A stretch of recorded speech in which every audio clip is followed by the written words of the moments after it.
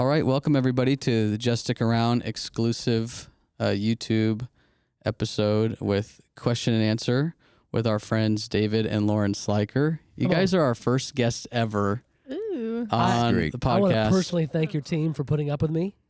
It's good that I'm your first guest. I will be the most difficult. I'm a diva. Okay. Oh my God. So everyone listening to this, now you know how this may go. And it's that jersey, which, hey, It is congrats. It is entirely coincidental that I happen to be showing up today in the I'm Patrick Mahomes, Kansas City Chiefs In Raider colors. jersey to commemorate, important events. Nothing special, though. You have bragging rights, and I'm glad you guys beat the Eagles. Thank you. Can't stand the Eagles. And if the Niners would have went, I would have been even happier that you guys would have beat the Very Niners. I happy think that about would have been, yeah. Oh, extremely. What would have made you sad, or whatever? Niners winning would have made me sad. Eagles winning would have made So me who sad. do you root for? Cowboys. Oh, I remember now. No, that's sad. They will never ever make the Super Bowl. Oh, that's so sad. We need to start moving forward. Otherwise, we're going to have to practice forgiveness and reconciliation. All about humility. Love your enemies. Love this your is- enemies. this I am is- not your enemy. Dak Prescott is. This is a setup Shots for fired. humility. Okay, we got to move on. It's trouble. Well, we have a list of questions that some of our listeners sent in that we just want to throw out there and talk about. And the first one that I thought would be good to start with is, how do you continue to talk to God in a season when he's silent or you can't hear his voice? So that's the initial question we're going to start off with is, again, how do you continue to cultivate a prayer life is maybe a good way to say it. When you feel like God's being silent or you're having trouble discerning his response to you. I mean, the trick with God being silent is that I found that phrase usually indicates that God is silent on the issues that I'm wanting him to answer me in. In other words, I've rarely found in my prayer life or anybody I know a general silence from the Lord on every subject. And so the big question is, are you willing to shift your prayer life a bit to talk about the things perhaps that are on Jesus' heart? He may be silent related to the things that you're feeling urgency to have an answer on, but I don't know that I've known the Lord to be silent when it comes to intimacy, Song of Solomon, the gospel. There's just so many biblical subjects, which is in part why we encourage praying the Bible, is that when you're in that vein of praying the Bible, praying the themes of the Bible, bringing them back to the Lord, I just don't know that you're ever going to find a silence around those kinds of subjects.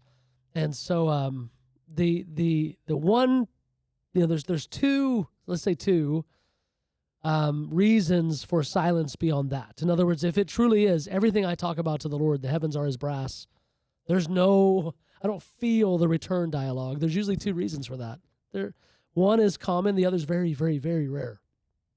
The common reason is there could be some kind of area of compromise or area of sin or area where you're stuck, some area of offense, for example, where there really is a God opposes the proud, gives grace to the humble, the loving chastisement of the Lord. I don't know that he gives you the silent treatment, but it's a possible reason the Lord might be silent, is that there's a dynamic of the Lord lovingly starving you out so you surrender to his terms and do Matthew 18 and have the hard conversations. So many people do avoidance when it comes to relational conflict, offense in particular. And so it's possible there's silence until you deal with those necessary areas of reconciliation that the Father cares so much about. The much, much, much more rare option of silence is what St. John of the Cross called the dark night of the soul. And that's that just rare season of testing where we want to claim dark night, but really we ate sugar last night. And so we're just in a funk. But the true dark night of the soul, it's a threshold moment in our life. Excuse me, where we're crossing over into our destiny, where it's like, I'm gonna, whatever you want to do to bring me into the fullness of my destiny in loving you, You're reaching for a way of love in a place of, I can't go any farther unless you take me there. And the Lord answers in very rare moments in our lives with this dark night of the soul kind of answer by which he hides himself. He withdraws himself, and there's a seeming silence from him. But the silence is meant to draw us after him. In other words, we are learning in that process of his leadership to be as passionate in our pursuit in his silence as we are in his continual conversation. And that's, in the context, Song of Solomon 5, that's where the Shulamite finds herself, is she's learned how to pursue him even in the silence. And so there's a redemptive end to that very rare expression of God's leadership. Very rare. But again, I found the way more common answer is change subjects. I know it sounds so trite, but it really is change subjects. Switch gears to something in the Word that is what Jesus wants to talk about. And perhaps his silence in the other areas is just a matter of timing and patience. What do you think? I think it's good. Yeah. This is my daughter, Lauren. Hi. I love her, and I'm so proud of her. She is one of 4.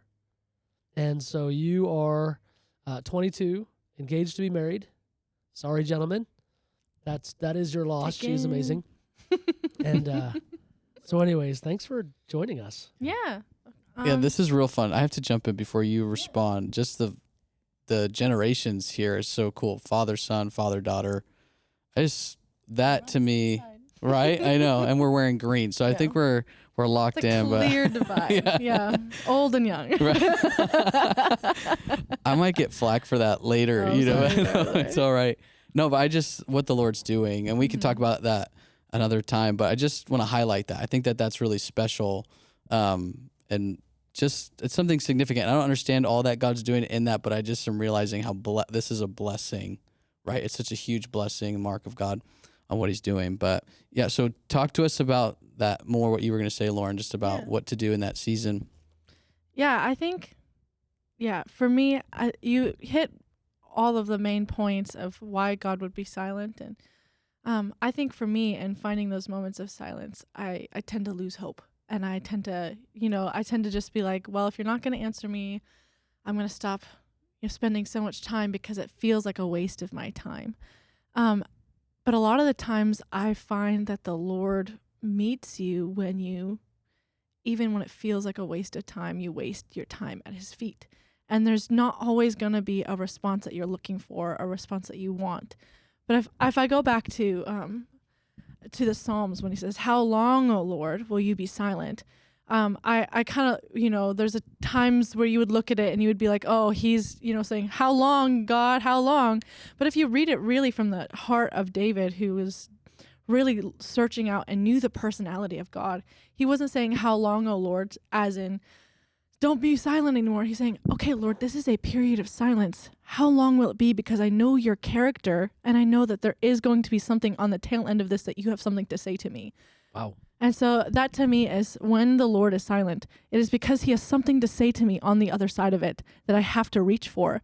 So I have to, in my life, set my heart to hope on his character and not on the power of my prayer life or the way that I feel in my prayer life, but necessarily just kind of resting and being like, I know your character is the God who loves to give me hope, loves to draw me away, loves to, draw me away as a lover like the Shulamite, but you have something to say to me. So how long, O Lord, is this period of silence so that I can put my hope in you and hope in what you have to say to me? Might not be what I'm looking for, might not be what I'm hoping to pray for, but it's actually what you want to say to me. You're drawing me to you.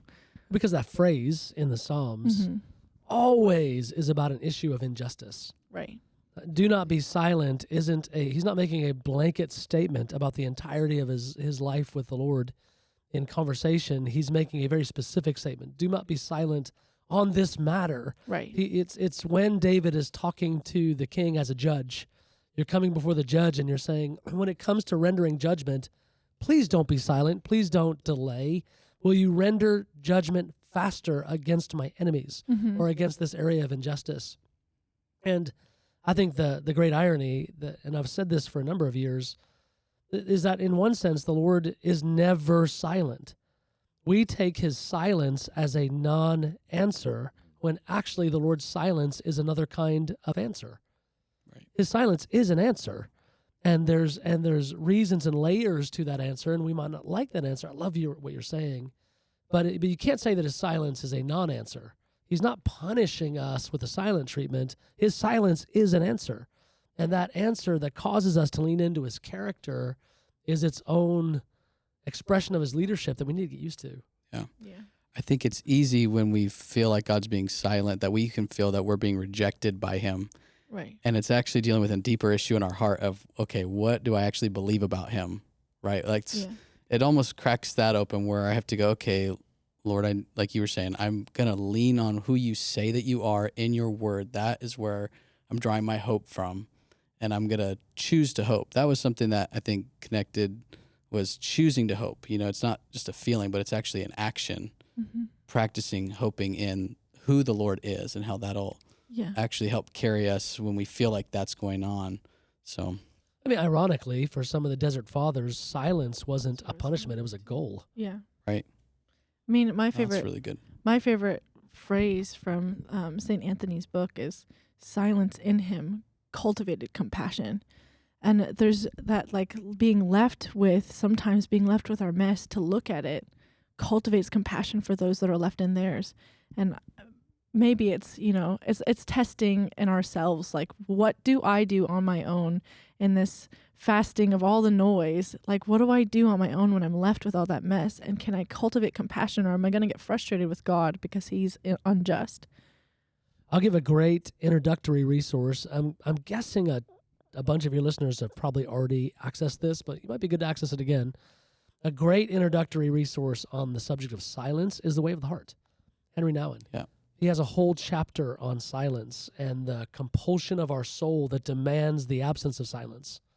And I think he's got some really great things to say about that. Founding in Rome that he wrote would also be another great resource on that. That's good. Excellent. Do you want to add anything? Just underline, it's a knowledge of God issue. How do I know him to be toward me in the silence? Because he's got lots to say.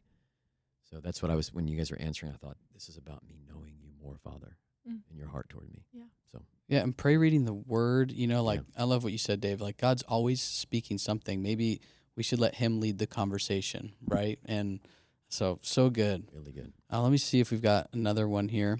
So next question is, how do you know if an open door is from the Lord and is something that he's leading you into versus just another opportunity that maybe life has brought your way? How do you discern if it's the Lord or just a door that may be open? Yeah, I've found, and I'm not always going to answer first, but I found that in your earlier years, you almost can't know. You don't know, and you can't know in your 20s.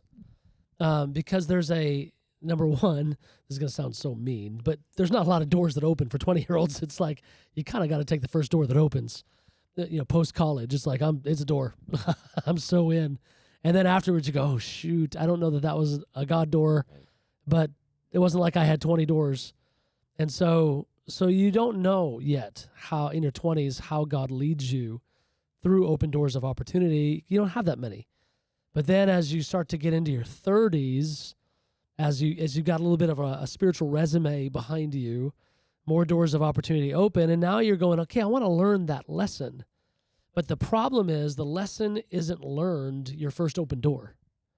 And so now it's like, oh, I don't see any way around this except I got to go through open doors that aren't God and take notes on why it went funny. And so, but the great thing is there's so much room for that. It's not sin to go through an open door that's not God. That's really good. It's sometimes it's a lack of wisdom. Sometimes it's just straight foolishness. But none of those things are sin that are injuring your relationship with the Lord. They're just either foolishness or a lack of wisdom, or sometimes both, that are a distraction.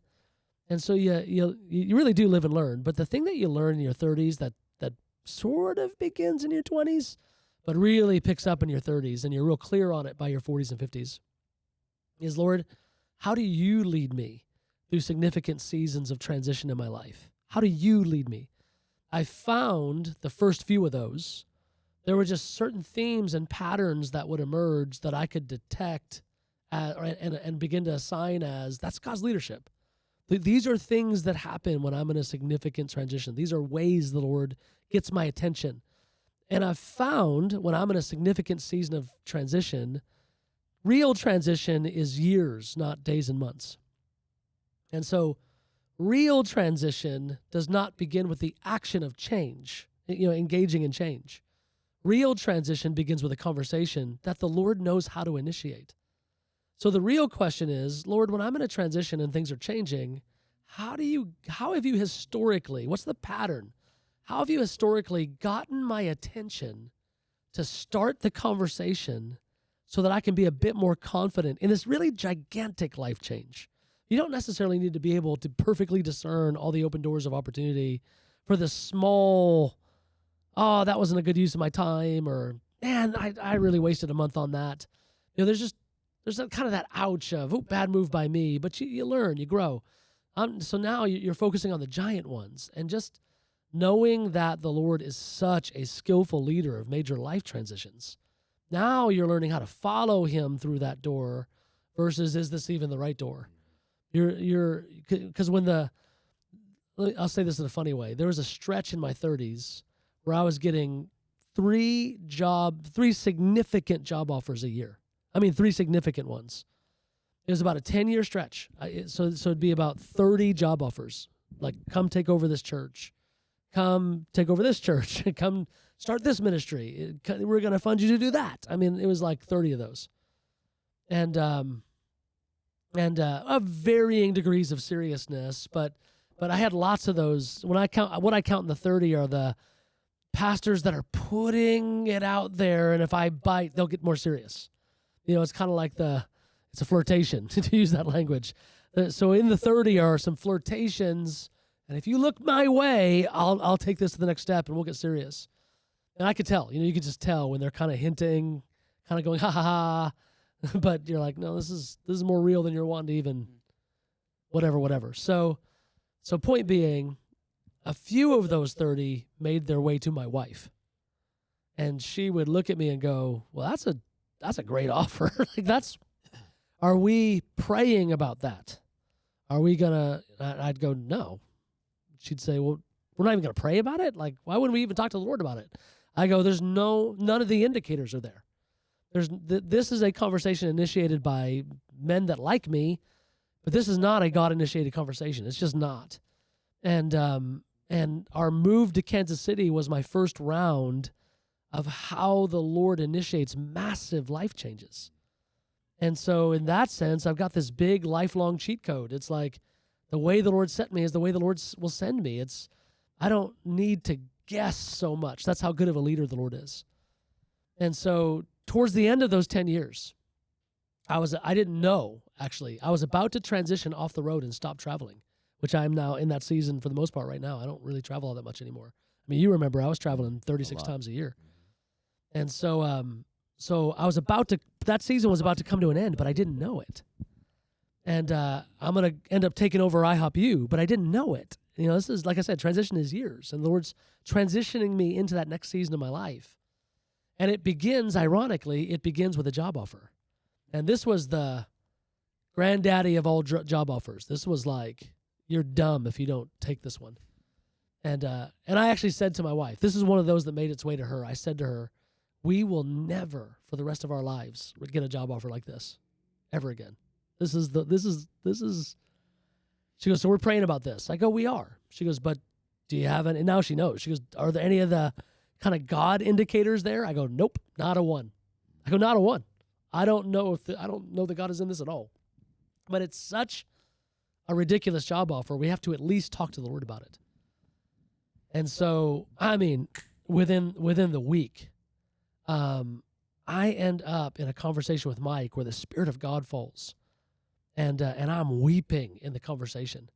And within a day, the Lord moves on someone's heart to give us their house. And And so, I mean, the Lord in his kindness takes the opportunity of conversation to reset us dramatically in Kansas City. There was a third thing that happened that's real personal, but it was like within 3 days. It was 1, 2, 3.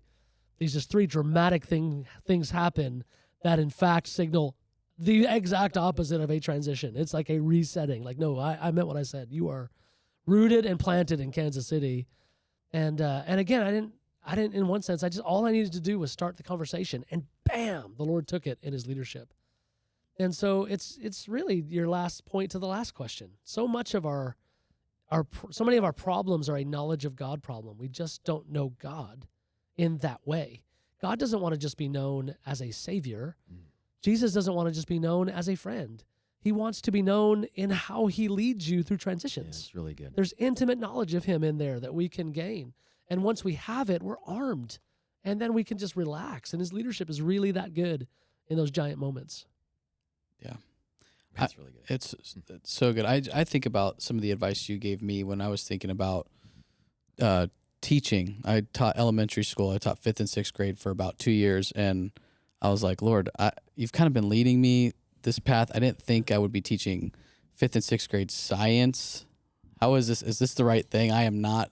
You don't want me teaching your kids science, and just remembering just simple, what you said was, hey, you're not probably going to do this forever. Right. And just understand like, oh, okay, then. And I was in my 20s. I'm at the end of my 20s, but it was huge. It ended up being huge for me to go through that door. And again, those indicators came through, right? The Lord gave me confidence in my heart, even though I was like, oh, this is a lot of questions. I've got confidence in this. It's good. And now I'm seeing on this side of things how those 2 years were critical for what the Lord's pulled me into now. And so even that was just, I needed the go ahead to just go for it and not, make it such a huge deal of, oh my gosh, am I missing it? Is there a better opportunity? Is something going to come along later? Where that stirs up all this worry and anxiety. Right. And when instead I can just go, Lord, I'm going to trust you. This is flung wide open. Sermon on the Mount is pretty clear. Yeah. You do not have to worry about this stuff. Right. And it doesn't need to become an idol, right? Is this the door, right? Is this, even when we're talking about calling and assignment and all those things, we can just get so, oh my gosh, am I going to ruin it? And it's like, well, who's leading your life, right? And can he, Romans 8, turn all things for our good? Right. Can he turn it to our advantage, even if we make a wrong choice and it was a wrong door? Right. And not wisdom. Yet Romans 8, he can turn it to our advantage. Right. That's the safety we have in his leadership. Let me give context to the Mike thing, because I don't want to leave it out there that Mike made me cry. I should give a little more to that part of the story. It's kind of sweet. It's personal. Yeah, I was doing something on purpose. This is the big secret, I kind of wanted to take the job. It was a great job offer. It really was. Years later, I'm so glad I didn't. I can't. I mean, I love that the Lord led me that way. But there was a part of me that wanted to take the job. So Mike was famous for transition conversations where he's just famously open-handed. Open-handed by his own admission to the point where he accidentally hurts people's feelings. Because sometimes people want to be fought for. Sometimes they want to be like, no, don't go. And Mike's deal with the Lord is, no, I'm going to be open-handed. I'm going to celebrate. I'm going to release. I'm going to help them out.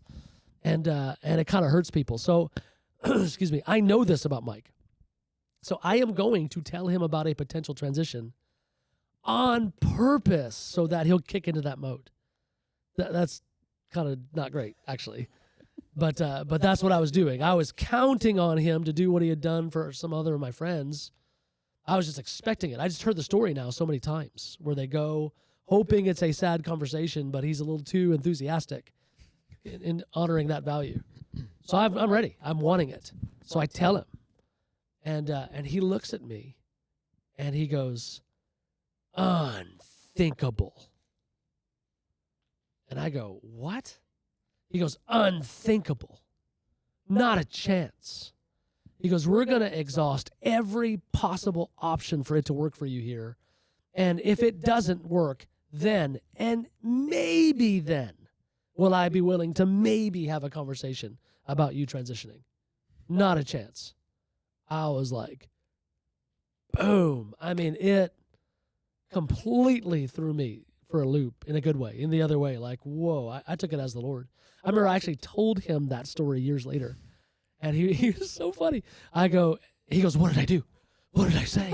He goes, I can be accidentally mean sometimes. I don't even mean it. He goes, what did I do? And I go, unthinkable. And he goes, oh, I do remember that. I did do that. Meaning I took it as the Lord. I didn't even take it as Mike being Mike. So anyways, I wanted to give that little context. No, it's helpful because then we can pay attention to conversations in our lives, right? Where you're saying those are the indicators, right? Like, okay, this conversation will probably go this way, and then it doesn't. You go, yeah, okay, for maybe me, something's different. For me, and this might not be true of everybody. It doesn't have to be true of everybody. But for me, spiritual leadership that I had given myself to, between me and the Lord, was a significant indicator of transition for me. I don't want to put that on anybody though. You don't need your pastor's release to go somewhere else. That's a weird remnant of a shepherding movement from the 70s. You don't need their permission. Right. It was a deal between me and God for real personal reasons, and I don't want to make a theology or practice of that. Yeah, no, that's good. We always say around here, nobody belongs to us, right? We're here to love you and champion you and be with you, but nobody belongs to anybody other than we belong to the Lord, obviously. It's the old upstate, up in the Northeast, there's a question that pastors always ask, who's your covering? And I'm like, what? Right. Give me a Bible verse for that, point one. And point two, Jesus. Right. The blood. That's a much better answer. So good. Do you want to add anything? Yeah, but I'm practicing restraint. Well, but I'm just thinking about, I think it'd be interesting to hear about even how you knew that we were moving up here. Well, because two things very quickly. It's history with God. When early in your life, when you're teens, 20s, you're building that history with God. And so you've got to learn to key off the Lord while you're asking everybody else. It's like when I was going to marry your mother, I was going to marry Leslie. I'm asking everybody, should I marry her? Until my natural father one day, this is great because it was the Lord speaking through him. He goes, you could go out and get anybody's opinion what you're supposed to do. Ask the Lord what you're supposed to do. Wow. And it just rocked me to the core. And that was about a major decision in my life. Then with ministry dynamics, I remember the first youth pastor position I took. I went there for 4 years and I pastored 8 kids. But I knew the Lord's like, do this, you'll lose nothing by doing this. Awesome. Instead of getting so freaked out about it, and whatever the calling is on your life, it's like just do something faithfully before the Lord. And then so through the years coming up here, the secret history being, late 40s by then, because you mentioned the age range. At that point, I was like, I don't really want to do this, Lord. I do, but I don't unless you're telling me. But I had those indicators, keying off the Lord, just knowing and then you're still in a trust. It's still trusting him when you make these decisions. None of us ever have everything we want in place when we take the step with the Lord. Then it wouldn't be faith. Anyway, that's all I got. It's good. My natural father was a huge indicator with my wife as well. He's not a believer, but here's what I always tell students. It kind of blows their mind. My unbelieving non-Christian dad has been dead on right with the 5 major things on my life. I mean, just every time. It's like, whether it's leave this role, take this job, move to Kansas City, he got them all right. And he hated my girlfriend right before Tracy and loved Tracy. Wow. And would tease my girlfriend about Tracy, hoping that we would break up so that I would date and marry Tracy. I love my dad. That's good. I love my dad too. I can say that. I do. And sitting here like this, okay, right? Phew. Like, phew. Thank you. I could say a few jokes. That's good. Right. But that honestly does bring so much gladness to my heart just sitting here, seeing this, like I mentioned earlier, right? Like the generations, like the love that you have for your parent as you grow. I become more and more thankful for just what you and Mom cultivated. And I'm sure it's the same for you, Lauren, just seeing that. And then as we, you see things clear, obviously, as you get older and you've got wisdom, but you go, wow, Lord, this is tremendous. I'm so blessed. So we're going to do one more question. I'm going to have you kick us off, Lauren. Now your turn Lauren, this time. bring it. You have to do that. If I'm sitting here, you have to rein me in. The question is shifting a little bit here, but it's what do you think is the most pressing issue today for the church in America? What big question, but we'll start with that one. There's another question after that, but I just want to start there. What's the most pressing issue for the church in America currently? See, I have had just on my heart, I've had a lot of the Lord just working with me through a fasted lifestyle and through suffering. And I think in my opinion, I think that we as a church separate ourselves from one another so often. I'm slow to answer because I'm humbled to be able to have an answer for this question, and having not been a pastor. But I think at least from my perspective of my very small, very young perspective of looking at some churches in the West, is the way that we as a church have a tendency to run from pain, thinking that, it's gonna, if we run from the hard things, then we know that Jesus is gonna give us joy and happiness, And I don't find anywhere in the Bible that the Lord promises, if you run from all the hard things, you're gonna find joy.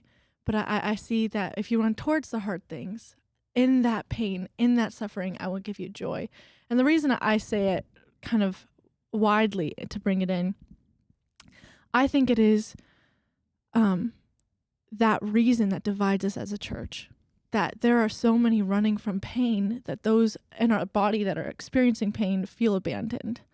And I find that in the same way, there are so many in the church who diminish those who have been suffering through depression, anxiety, and even real diseases, to where they're like, oh, you'll get healed. They dismiss it a little bit, that it separates us from even the suffering of Christ. And I think for me, that has been really heavy on my heart, is just the honor that it is, Jesus, to suffer for you, and the honor that it is to be bound together with my brothers and sisters through the pain, through the hardships of life, even in the little things, the way that you put on our hearts compassion. And I don't know that I know our most awful point, but I Sure. think just That's the one that's stirring you right now. yeah, that's the one Yeah. that's stirring me From at the the Lord. moment. You've had a few encounters with the Lord over that. Yes, that's my little young encounter perspective. So. Well, I would go. You When go. you say that, it's the issue of the cross. Right. When you're talking about suffering, that's the issue of embracing the cross. Yeah. And how that's what a call us to the cross. Yeah. That's I think a fantastic answer because of what you just said, right? Like, it is, without understanding suffering and how Jesus suffered, and even understands our suffering, we have no grid to press in and keep going, right? Like, so it's huge, because that's why I think so many people want to escape, because we can't make sense of our suffering. I just saw a video recently that said the Lord has eternity to work out our suffering, and Mm-hmm. that challenged me to go, oh, wow, okay, Lord, yeah, you're working on a different timetable than I am, right? Like, Yeah. I need Wow. that reminder, so I love that answer, because I think that it's easy for us to get away from that really quickly. Mm-hmm. So yeah, I think it's been also really hitting me. Like, I think that running from suffering, running from pain, running from that sort of shoving it down just so I can worship better, just so I can be a better Christian, so I can push through and love Jesus better. It actually divides our character from his, because he, as fearful as he was at the last moments before pain, it was his joy to crucify the Son. It was his joy. And it's so that for me, it's been this like if we run from pain, I don't have the privilege of becoming like him.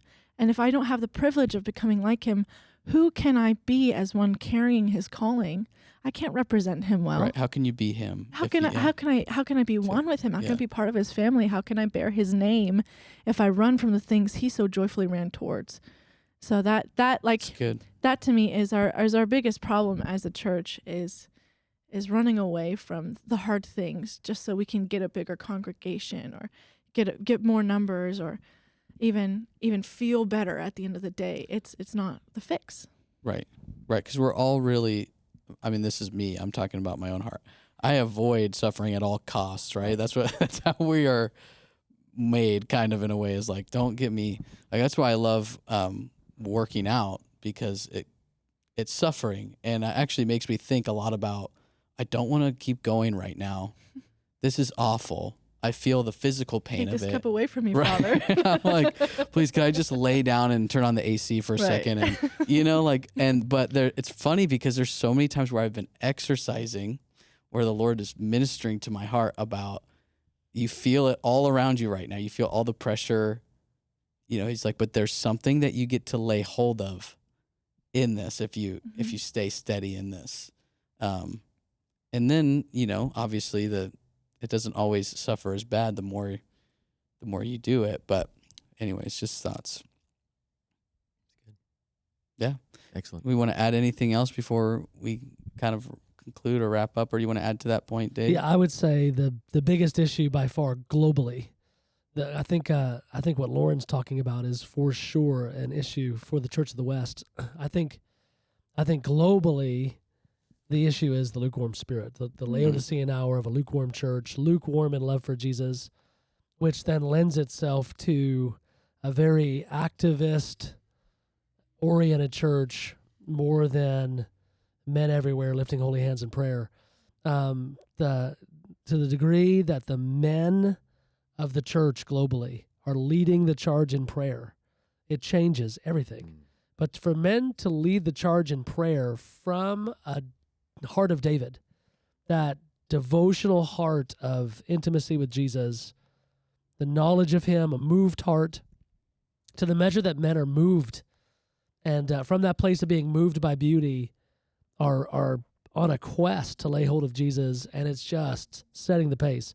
I don't mean that in a complementarian, male versus female dichotomy. There's just something about in churches, because if you've traveled in churches, in Latin America, women are leading the charge, and that's not bad, but there's a degree of wholeness that the church can experience when men are leading the charge in prayer and in excelling in humility and serving. It just sets a pace that's just different. And so it's not just the lukewarm church in general, it's the lukewarm men in the church specifically. That lukewarm spirit is broken. I shared this a little bit in our last stop this morning. The interesting thing about that lukewarm spirit, the Desert Fathers called it the spirit of sloth, and that the way that it would hit them around noon, that it'd be their prayer time, it'd be this block of prayer, and they would get hit with what they call the noonday devil, and what it would do, what's most common to us is the idea that we get hit with that sloth, that lethargy, spiritual lethargy, and we just go sleep. That's that which would happen to them in their prayer chambers. They would, some of them, but way more common when they get hit with that lethargy, that spiritual lethargy, in the place of prayer, is they would bounce up, leave the place of prayer, and go get busy. In other words, when men get hit with sloth and lethargy spiritually, they actually don't go to sleep. They go to work. They go get busy. They occupy themselves in their restlessness. It's the exact opposite of what we would think. A lukewarm man gets busier with his time. And that takes us all the way back to the beginning of our conversation. Yeah. An on fire man gets quieter with his life because he's trying to connect. And so to me, think about what I'm describing. I mean, I'm describing the church in the West. How many leaders do you meet? How many leaders do I meet? They are busy trying to build the church. They are busy trying to fill their services and get their home groups going and do this strategy and work this initiative. They are busy. And I want to suggest from the writings of the Desert Fathers like Evagrius and John Cassian, I want to suggest that busyness is actually a symptom of our spiritual lethargy. And as it was centuries ago when they would get hit in their chambers of prayer. And so I think that is by far the greatest crisis that's hitting the church right now at the worst possible time. We are busying ourselves out of conversation with the Lord, which then in the vacuum, the global conversation, the social media conversation, all of that rushes in to fill the void. Much better answer than mine. No. I think the Nope. two go Excellent. together. Underline. The two go Period. together, Yeah, right? sure they go Because the So good. cross is what we have to stay in front of, so we don't get lukewarm. That's what we're talking about, is actually getting in front of the man, Right. who he is, and it's so easy that it creeps in, right? Because it, like, waiting on the Lord can be a form of suffering. I don't want to sit and wait, Lord. I don't want to get quiet. I want to just satisfy this. And let's compare answers. For real. Let's compare answers. He asked a question. You went first. But you're considering the question perhaps for the first time and answering off the top of your head. Yeah. Having not thought about it. And you gave that answer off the Yeah. top of your head, just so you know. Same question to me. He's asking me something I've thought about near daily for the last 3-4 years. And so it seems like, wow, where'd that come from? I've been thinking about that question for years. And so in that light, you kind of crushed me on that one. I've thought about it a little bit. I think that there's always this temptation to go towards what the young people are doing wrong. And when we think about what the big things Right. wrong in the church are, and it's easy to go into, well, that deconstruction thing, or right. oh, well, that that over accepting thing, and it's easy to chastise those who are young rather than looking at the big picture and being like, what is this a symptom of? What are the things that we're looking at that we also and my elders, I see my elders going through and the young people going through, what are we combining it as? And at the end of the day, it's a running in a direction that is actually away from the character of Christ. Right.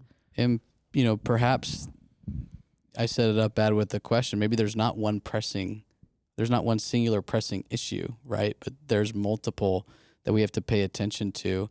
And we need the multiple perspectives from different generations too, so we get a full picture. Yeah. So that's why I love what was shared today in all of this, because it helps give us a fuller picture of what's going on in the body and how we can move forward, how we can pray for her, right, and intercede for her and ask the Lord to break in.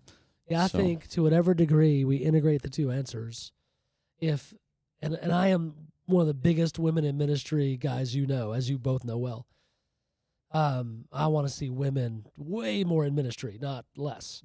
But I do know that if men set the pace in leadership through prayer in a way that impacts their speech, it changes everything in the body of Christ.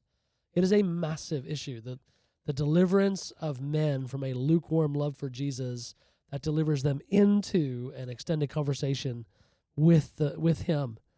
That when men lead, it just changes a lot. And I think there is a male leadership crisis in the body of Christ worldwide. Yeah.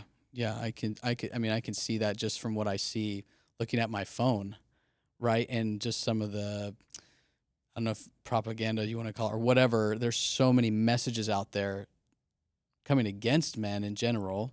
But there's not many men actually rising to the occasion, willing to speak on some things, but mostly speaking in the place of prayer, right? That's where our voice needs to be made heard more than any other Yeah. platform. And then from speaking to the Lord first and then from the place of prayer. Yeah. I just think it changes everything. I mean, you can look at what Paul said, women be quiet and men pray without ceasing. And I think that was, he wasn't saying men get louder. He was saying men pray. That's the answer. You have to pray without ceasing. This is the way that men will lead the church, that men can start to set a culture within the church that separates us from the image of the world, from the image of the enemy, as a praying, quieted, humble man who leads his church to the feet of Jesus.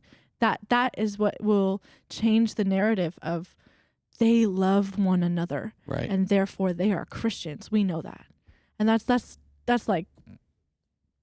when I look towards a man that I want to respect as a leader. Right. I mean, my dad does it so well. The way that he leads my school, he every day just comes and he does really love really well, and he meets with students and he talks to them, but at the same time he quiets himself when he needs to, and that is how we as a school can follow him. Is because a quieted man who's before the Lord always in prayer. That's what the Lord is looking for, to set his name upon. So Really good. I like ending with that. That was fantastic. Yeah. So you guys, thank you so much for taking time to answer these questions and Great talk questions. about these things. Yeah. Thank you for those of you who sent the questions in. We're going to wrap it up, but make sure you listen to our podcast episode, the next one. I can't remember what number it is. It's going to be number 6. Yeah. Nice. Number 6. So, listen to that. And They can't see, but that was the weirdest number 6 I've ever seen. it was backhanded and there was a pinky involved. Now she's defending herself, which is fair. But I mean, I'm guessing that would have been sufficient. Oh, this is great. So yeah, we'll tune into the next episode, 6, I think. All right.